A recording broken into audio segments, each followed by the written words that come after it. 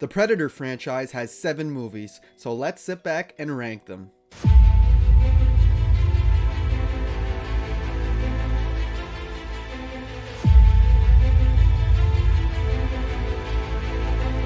Hey guys, welcome back to the channel. Hope you're having a good one today. I'm the movie ranker, and today I'm ranking all the Predator movies from worst to best. Pretty big fan of this franchise for the most part. There's some great films in here, but there's also a couple of shitty ones. No lies about that. If you're interested in rankings like this, make sure you like the video, subscribe to the channel so you don't miss out on any future rankings. And without wasting any more time, let's jump right in. So in last place at number 7, I have The Predator. Oh, what a terrible movie. I seen this in theaters and actually thought it was mediocre at best in theaters, but every time I rewatch this, it just keeps getting worse and worse to the point that I don't want to watch it anymore. Not for a very long time. Not a fan of the CGI predators. Use practical costumes in that. You can use a little bit of CGI to touch it up, but go practical, guys. Use an actual costume. It looks so much better than this animated creature running around.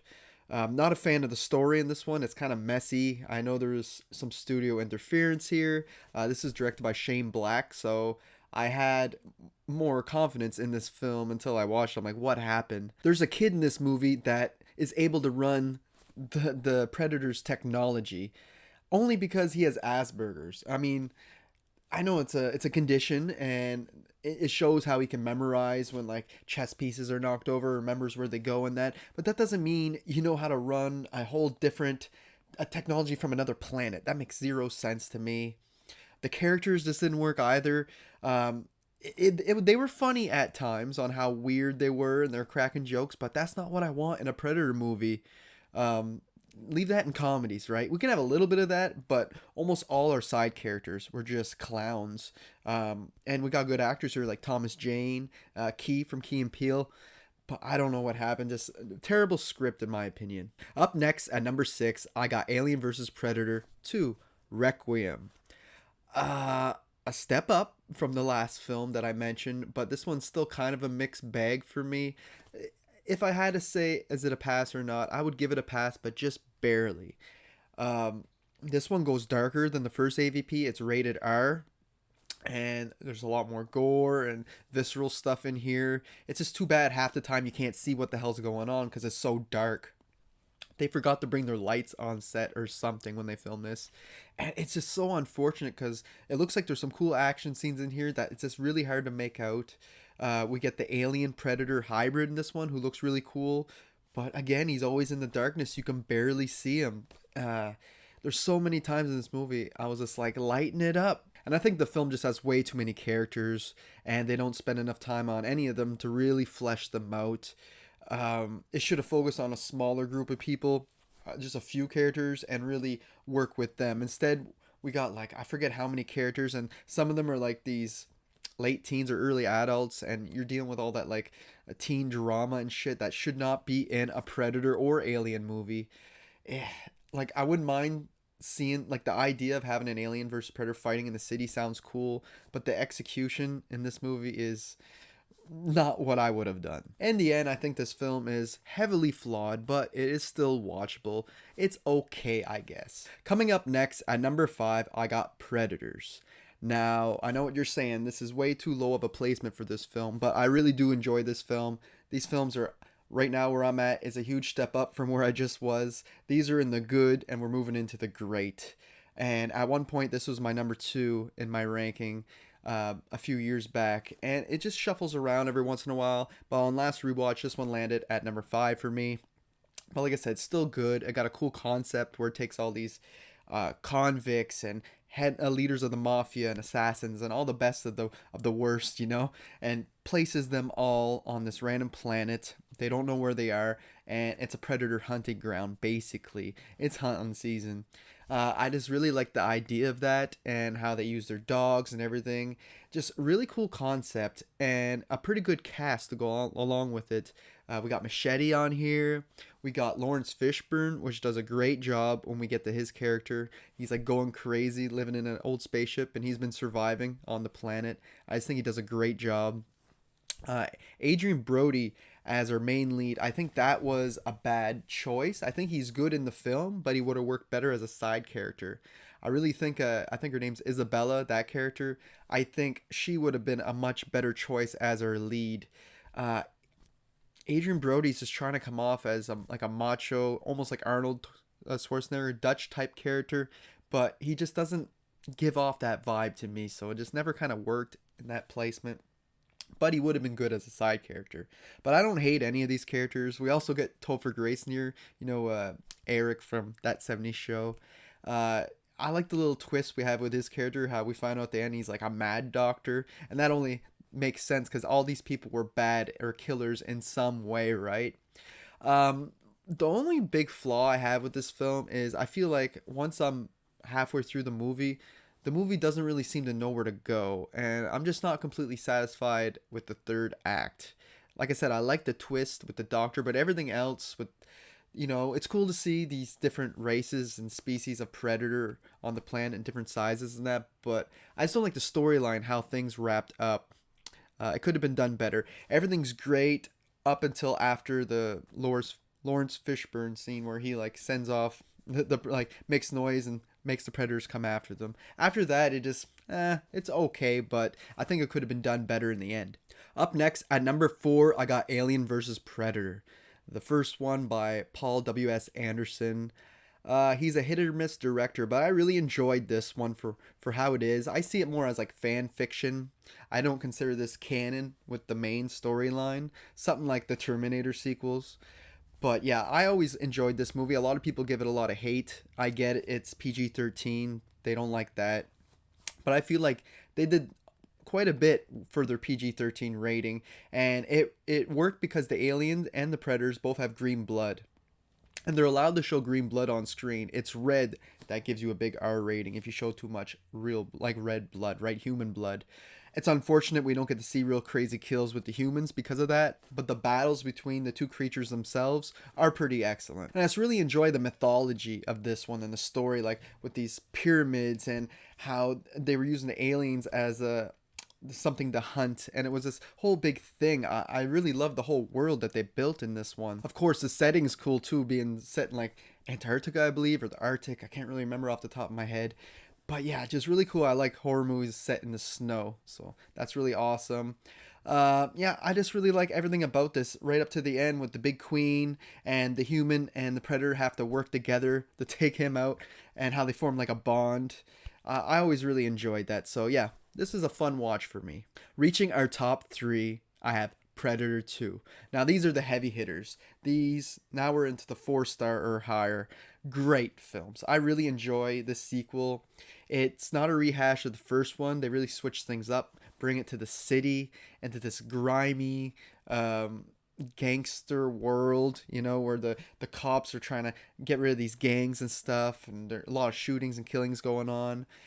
It's real interesting. We got Danny Glover as our main cop, and he always plays the perfect cop. In this one, he's like right grumpy and like always seems to be a hard ass and that. I really enjoy his character. Plus his sidekicks, his assistants, and that on the force he has Bill Paxton as one of the characters. He's great in everything. He got killed by a Terminator, an alien, and a Predator. How lucky is he? The Predator also is pretty cool in this. He got new weapons like the spear and the net and everything.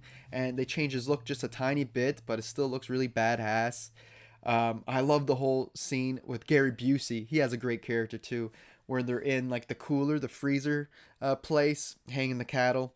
And they're using that to bait in the predator, and that ends up turning on them. And from there to the end of the movie, it's just one huge, awesome final act, right up to the very end, where they get on the spaceship, and where you actually see the alien bones on the wall. So that's the first clue that Alien and Predator are in the same universe.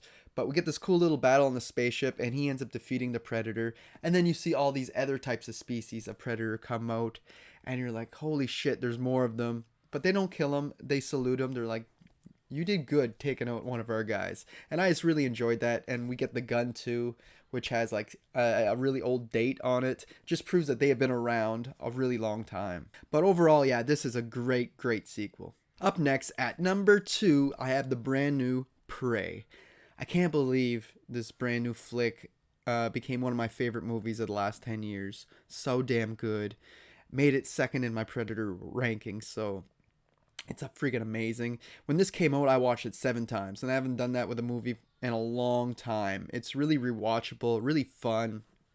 We follow a Naru. She's a part of a Comanche tribe, these Native Americans. And yeah, seeing them against the Predator is so cool. She uses her wit and her dog as a sidekick, and they make a great team. And the Predator uses like his brute force, right, and his gadgets. His gadgets are really cool in this too. He has a different look to him. I wasn't too fond of his look at first, but I grew to love it. The feral Predator. But yeah, his gadgets are a little more old school, but like he has a shield and shit, and it just really worked for me. I absolutely loved it. Especially all the hunting scenes. I thought that was so clever to have him make his way up the food chain, killing snakes, then fighting that wolf, which gives me chill bumps every time I watch that scene. And then eventually the grizzly, and that got that great shot where he's tearing apart the grizzly and the blood's going all over him. That's how you see him, because he was invisible prior. It's really cool. I wasn't sure how they were going to do this, being in a primitive world, against a high-tech alien, but they really made it work. I'm excited for the future, because the way this ended, it's begging for a sequel. And also do like how they tied in the whole gun thing from part 2. You find out where the gun came from. Even though a lot of people are mad because the comic books were very different on that. It was from a pirate. But I think it makes it work in this universe, having it as this guy, this French guy from back in the day. There's only one thing in this film that bothers me, and if it wasn't for that, it would be a 10 out of 10 all day, a 5-star movie. But I give it a 4.5 star because of the ending. The way she defeats the Predator, I feel like is a bit weak, because he didn't learn his lesson. His helmet auto aims, like wherever it's aiming, it will shoot there, right? But he doesn't realize at the end that his helmet's pointing at him, that he doesn't have it on his head. And when he activates it, it comes around and hits him in the head. I'm like, okay, fool me once, you got me. But that happens earlier in the movie, and he didn't learn his lesson. It happens like at the very end again, and he dies from him just being stupid, basically. But aside from that, the rest of the movie is amazing, just amazing. And watch this in the Comanche language if you can. If you already seen it in English, it gives you a different perspective. You get to see it in their actual language. It's very cool. I'm excited to see more Predator movies like this, or set in different times. Such a good idea. You could have like a pirate one. You could have one where he's fighting samurai. So many ideas here. I just want them to roll with it. But for me, easily coming in the first place, I have to give it to Predator from 1987. One of my favorite movies of all time. One of the best of the 80s. It's just so good, man. Body mass alone, this is one of the best action horror movies ever made. We got Jesse Ventura, Carl Weathers, man, Arnold Schwarzenegger. They're all these huge ass bodybuilders. They're like the best of the best when it comes to soldiers. And you put them up against the Predator, and they seem so strong and tough, this crew. Predator doesn't matter to him. That's a good target for him. He wants to keep them skulls. So they start getting taken out one by one, and the movie goes from action movie to starts adding in more and more horror elements, where it becomes like part slasher, part creature feature. Really cool, with the sci-fi glaze over top, and the look of the Predator, man. It's just so unique. For them to come up with something like this is crazy. It had almost like the crab face, which really freaked me out when I was younger. I was like, that's horrific. But yeah, just really cool, really creepy, all practical. That's why it works so well. And yeah, the story to this one just flies by when I watch it from start to finish. And I absolutely love that final act too, where Dutch is setting up all those booby traps and ready to take on the Predator one on one, and it's just so badass. Right up to the point where he's setting off that bomb to blow up the planet, or blow up that area, and Dutch has to get out of there, get to the chopper, if you know what I mean. It's just so clever in its story. It really subverts your expectations from when you start watching this. You think you're getting a straight up like commando style action movie, but it really flips it on you. And I just absolutely love it. Everything about this, it just oozes testosterone, and it's just so unique and clever. And I have to bring up the score. The musical score to this movie is so good. It's like, and then it's like, it's just so cool, very 80s, but it complements the jungle very much. Like you feel like you're going through the jungle, and this is like random noises you hear and shit. Just very cool, and something you can listen to when you're not even watching the movie. Yeah, it's perfect in my mind. One of the most rewatchable movies of all time, and it easily comes in the first place for me. So there you have it, guys. There's my ranking of all the Predator movies. You're looking at my Letterboxd list right now. You can go check out my account if you want to see other lists or movies that I rated over there. Link to that is in the description, as well as my Instagram, which I haven't been using that much, guys, so don't expect too much stuff over there. Make sure you like the video though and subscribe to the channel. Let me know what your ranking of the Predator movies are. Would love to hear them. Would love to hear how controversial my picks were down in the comments. And until next time, guys, thanks for watching.